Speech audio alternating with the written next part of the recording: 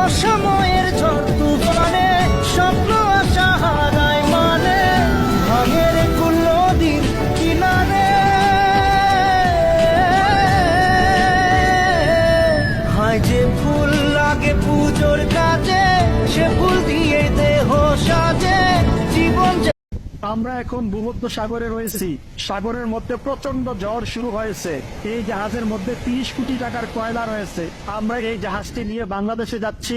এর মধ্যে আমরা ঝড়ের কবলে পড়ে গেছি। জাহাজের মধ্যে আমরা 12 জন নাবিক রয়েছি।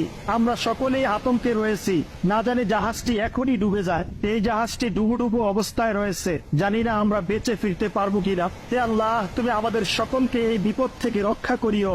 আপনারা সকলেই কমেন্টে আমিন লিখবেন। আপনারা প্রত্যেকেই ভিডিওটাতে একটা লাইক করে দিবেন, যাতে ভিডিওটি আমাদের আত্মীয় স্বজন কিংবা বাংলাদেশের প্রশাসনের কাছে পৌঁছায় এবং আমাদের উদ্ধারের জন্য তারা এগিয়ে আসে। পারলে